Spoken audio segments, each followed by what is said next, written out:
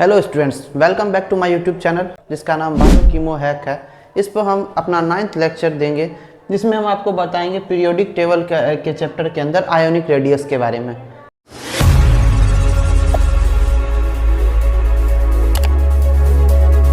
In general हम अभी तक बात कर रहे थे कि नॉर्मली किसी एटम का जो न्यूट्रल एटम है ए, मान लीजिए एटम ले लिए हम ए, उसके रेडियस के बारे में जहाँ इलेक्ट्रॉन और प्रोटॉन बराबर था। लेकिन अब हम आगे अगले केस में देखेंगे, अगर मान लीजिए इलेक्ट्रॉन या प्रोटॉन की संख्या बढ़ रही हो या घट रही हो। मान लीजिए हम कहीं से एक इलेक्ट्रॉन माइनस कर देते, यानी इस पर पॉजिटिव चार्ज आ जाएगा, या अगर हम एक इलेक्ट्रॉन ऐड करेंगे तो यानी यहाँ पर निगेटिव चार्ज आ जाएगा। इसको हम क्या कहते हैं, कैटायन, और इसको हम कहेंगे एनायन। अब कैटायन के अंदर क्या हो रहा है, हम जब देख रहे हैं इसमें से इलेक्ट्रॉन घटा, जैसे मान लीजिए यहाँ पर एक सेल था, दूसरा सेल था, यहाँ का इलेक्ट्रॉन को हम गायब कर दिए थे तो सेल भी गायब हो जाएगा। तो ऑब्वियस है किसी न किसी का। और दूसरा बात, अगर ये गायब हुआ होगा, अगर ये मान लीजिए गायब हुआ होगा तो इसका इससे लगने वाला रिपल्सन भी गायब हो गया होगा, और उस रिपल्सन के कारण अगर जो हमारा जो सिग्मा था, रिपल्सन के कारण जो हमारा सिग्मा था वो कम जाएगा। अब सिग्मा कमेगा, मान लीजिए यहाँ पर से इलेक्ट्रॉन हम गायब किए तो सिग्मा क्या होगा, डिक्रीज होगा। सिग्मा अगर डिक्रीज होगा तो जेड इफेक्टिव यानी इफेक्टिव न्यूक्लियर चार्ज हमारा बढ़ जाएगा, यानी कॉन्ट्रैक्शन करने की प्रॉपर्टीज बढ़ जाएगी, यानी कॉन्ट्रैक्शन इंक्रीज कर जाएगा, जिसके कारण से साइज जो हो जाएगी वो डिक्रीज कर जाएगी। यानी ए से किसी भी कैटायन की साइज पेरेंट एटम से कम होती है। अब दूसरी तरफ हम जब देखेंगे, अब हम यहाँ इलेक्ट्रॉन ऐड कर रहे हैं, इलेक्ट्रॉन ऐड करने से ये बन गया एनायन।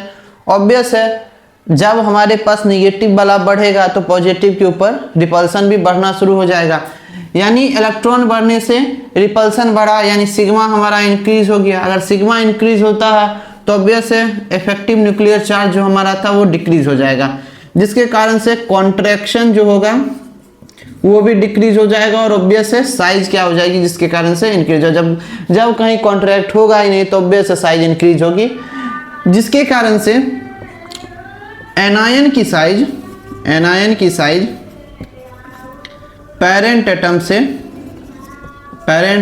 से ज्यादा होती है। यानी अगर हम इसको एक जगह ऐसे भी कह सकते हैं कि ionic radius is inversely proportional to effective nuclear charge, ऐसा भी कहा जा सकता है। अब हम ऐसा देखेंगे, जैसे मान लीजिए हम तीनों चीज लेके चलते हैं, एक तरफ ए प्लस ए और ए माइनस, इसमें सबसे बड़ा कौन होगा, ए माइनस, उससे बड़ा ए, उससे छोटा ए, और सबसे छोटा ए प्लस हो जाता है। इस जनरल ट्रेंड को आप याद रखिएगा, इसको आप नोट कर लीजिए। आगे हम फिर बढ़ते हैं। नेक्स्ट हम देखते हैं size of iso electronic species, यानी ऐसी स्पीसीज जिनके पास सेम इलेक्ट्रॉन हो बस प्रोटॉन की संख्या अलग हो। अब जब हम देखेंगे इसमें तो क्या हो रहा है, यहाँ प्रोटॉन बाय इलेक्ट्रॉन, या हम ऐसे देख सकते हैं इसको एटॉमिक नंबर बाय इलेक्ट्रॉन भी हम कह सकते हैं, बात सिमिलर ही है। इसका जो रेशियो होता है ये रेशियो डिक्रीज करते जा रहा है, सॉरी इंक्रीज करते जा रहा है, जिसके कारण से क्या होता है, अगर ये रेशियो इंक्रीज करेगा यानी प्रोटॉन ज़्यादा है इलेक्ट्रॉन कम है। अगर प्रोटॉन ज़्यादा है यानी पॉजिटिव ज़्यादा और निगेटिव कम है, ऑब्वियस है पॉजिटिव कहाँ होगा, न्यूक्लियस के अंदर, तो न्यूक्लियस क्या होगा, अपना पावर दिखाना शुरू करेगा, जिसके कारण से क्या हो जाएगा, इफेक्टिव न्यूक्लियर चार्ज बढ़ जाएगा। और आपको तब से बार बार मैं बता रहा हूँ कि इफेक्टिव न्यूक्लियर चार्ज के बढ़ने से साइज डिक्रीज करती है। यानी साइज जो होती है, size of iso electronic species भी इनवर्सली प्रोपोर्शनल होती है इफेक्टिव न्यूक्लियर चार्ज के। यानी इधर से इधर जब हम मूव करेंगे तो प्रोटॉन बढ़ रहा है, इलेक्ट्रॉन सेम है, तो प्रोटॉन बाय इलेक्ट्रॉन रेशियो कम हो रहा है, जिसके कारण इधर से इधर बढ़ते वक्त हमारे साइज क्या होता है, डिक्रीज करती है। ये एग्जांपल इसलिए मैंने दिया क्योंकि अक्सर यही एग्जांपल क्वेश्चन में आपको डायरेक्ट टू डायरेक्ट बन के दिख जाता है, इसको आप नोट कर लीजिए। नेक्स्ट अब हम मूव करते हैं इस चैप्टर की सबसे मोस्ट इंपॉर्टेंट टॉपिक के बारे में, जो कि है हमारी आयोनाइजेशन एनर्जी, क्योंकि ये सबसे हॉट टॉपिक है, इसमें सबसे ज़्यादा क्वेश्चंस आते हैं। अब हम जैसे देखेंगे कि एक मान लीजिए हमारे पास यहाँ पर एक एटम हम लेते हैं, इसका सबसे पहले हमने न्यूक्लियस बना लिया, इसके चारों ओर कुछ ऑर्बिट होंगे, अलग अलग ऑर्बिट होंगे। अब इन ऑर्बिट्स में कुछ इलेक्ट्रॉन्स भी होंगे, कुछ इलेक्ट्रॉन्स भी होंगे। अब कह रहे हैं कि किसी भी गैसियस आइसोलेटेड एटम को हम उठाएंगे, यानी हम कोई भी ऐसा एटम जो जैसे मान लीजिए कोई सॉलिड एटम है उसको हम नहीं ले सकते। इस पर आयोनाइजेशन एनर्जी का कंसेप्ट लगता ही नहीं है। हम किसी एक गैसियस आइसोलेटेड एटम को उठाएंगे और उसका जो आउटर मोस्ट इलेक्ट्रॉन को हम बाहर निकालने का कोशिश करेंगे, और इसको निकालने के लिए जो एनर्जी खर्च होगी उसी को हम आयोनाइजेशन एनर्जी कहते हैं। यानी minimum energy required to remove most loosely bounded electron from an isolated gaseous atom. कहने का मतलब है कि एक ऐसा एटम गैसियस है, पहला बात गैसियस होना चाहिए, आइसोलेटेड करने का मतलब है वो बाउंडेड नहीं होना चाहिए। जैसे मान लीजिए हमारे पास अगर हम लेके भी चलेंगे तो हम इसमें से हमको निकालना है, तो इलेक्ट्रॉन निकालेंगे, तो गैसियस सिस्टम में इसमें से इलेक्ट्रॉन निकालने हैं, कहीं भी इलेक्ट्रॉन का रिमूवल कर रहे हैं, तो इलेक्ट्रॉन का रिमूवल करने से क्या बन जाता था हमारा कैटायन, यानी इस पर पॉजिटिव चार्ज हो जाएगा और यहाँ इलेक्ट्रॉन बन जाएगा, निकल जाएगा हमारा। अब हुआ क्या, हमारा इलेक्ट्रॉन निकाल रहे हैं किसी के अंदर से, अब कहीं से भी किसी चीज़ को भी हम धक्का मार के निकालने की कोशिश करेंगे, ऑब्वियस एनर्जी खर्च होगी। यहाँ पर हमारा न्यूट्रल है, न्यूट्रल में इलेक्ट्रॉन और प्रोटॉन बराबर होते हैं, निकलना तो ऑब्वियस है, इतना आसान तो होगा नहीं। तो इसीलिए किसी भी न्यूट्रल स्पीसीज में जब भी हम किसी इलेक्ट्रॉन को निकालते हैं तो हमेशा वो एंडोथर्मिक प्रोसेस होता है, यानी हम उसको एनर्जी देते हैं।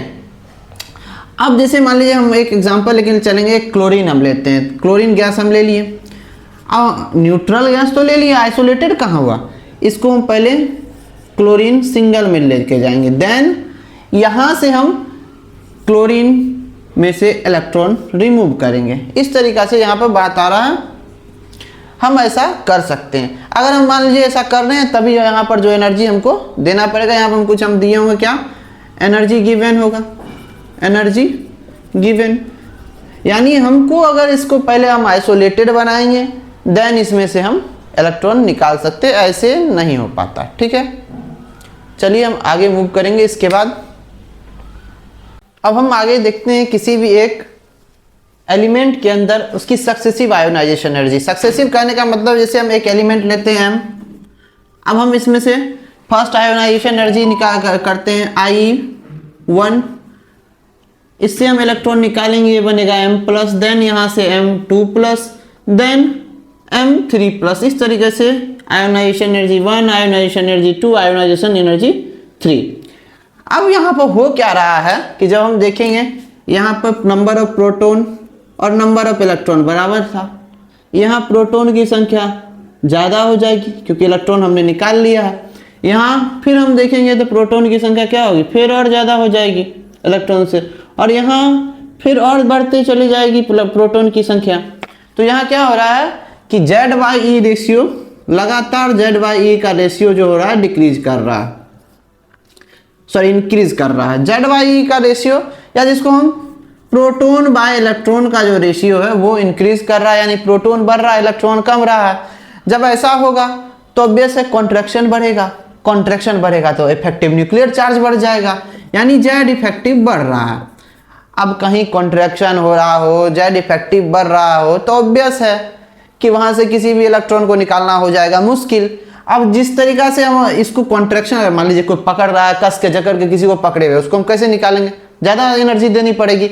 इसीलिए क्या होता है कि जैसे जैसे हम आयोनाइजेशन एनर्जी हमारी बढ़ती जाती है, फर्स्ट के बाद सेकंड, सेकंड के बाद थर्ड, उसी तरीका से इनकी वैल्यू भी बढ़ती जाती है। जैसे मान लीजिए होता क्या है कि Z इफेक्टिव के बढ़ने के कारण जो अट्रैक्शन होता है, attraction on outer most electron increase हो जाता है, जिसके कारण से आउटर मोस्ट इलेक्ट्रॉन को रिमूव करना मुश्किल हो जाएगा। तो more energy require to remove outer most electron. इसी के कारण से क्या होती है, आयोनाइजेशन एनर्जी बढ़ने लग जाती है। इसीलिए हमने देखा है या हम देखेंगे आगे I1 से ज़्यादा Ia2 से ज़्यादा Ia3 हो जाती है, डॉट डॉट सो वन। इसी तरीक़ा से ये ट्रेंड चलता है। अब हम आगे देखेंगे कि कौन कौन से फैक्टर हैं जो आयोनाइजेशन एनर्जी को इफेक्ट करते हैं, जो कि हम अपने नेक्स्ट लेक्चर में देखेंगे। और साथ ही साथ इसका जनरल ट्रेंड भी हम देखेंगे कि किस तरीक़ा से लेफ्ट टू राइट और टॉप टू बॉटम इसका आयोनाइजेशन एनर्जी जो है इसका सीरीज चलता है। और साथ ही साथ अदर टॉपिक्स भी हम नेक्स्ट लेक्चर में पढ़ेंगे। अगर आपको मेरी वीडियो पसंद आई होगी तो हमारे चैनल को सब्सक्राइब करें, इस वीडियो को लाइक करें और अपनी राय इसका हमारे कमेंट बॉक्स में लिखें। Thank you.